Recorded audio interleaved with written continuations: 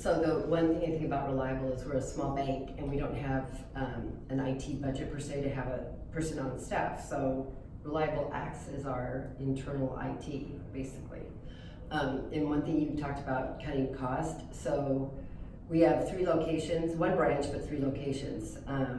So 2 of the locations were remote and 1 had an on-site person. But we were trying to cut costs, and we realized we could do that, but not by not having the on-site, because the other 2 locations could function with a remote tech person, and so could the branch.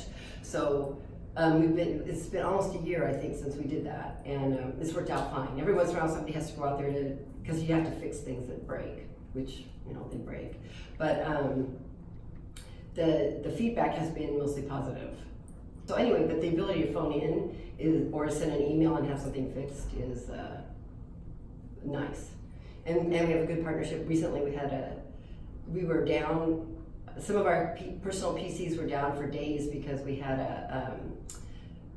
I guess it was 2 softwares that didn't talk to each other properly. So we removed McAfee to install WebRoot, and McAfee left behind a trail that took, I don't know, you guys were all hands-on. It took days to figure it out. They had to call out to other people, but I mean, the partnership was there. They came over to our office to try to figure it out, and it was, I think, and especially Jonathan and Chris, I think they found it in their personal, they're like, we're gonna figure it. They were awesome. I mean, they figured it out. It's one of those things that was unfortunate, but I appreciated the effort that they put in to get it resolved, and they were hands on deck for 24/7, I think, until it was a couple days. Yeah, Truke will come out we're in a building where they shut down the electricity overnight, so we have to take down all the servers and everything. So, and then you have to plug in everything. So Truke has to drive all the way out and be there on site, but he just does it. I mean, truly,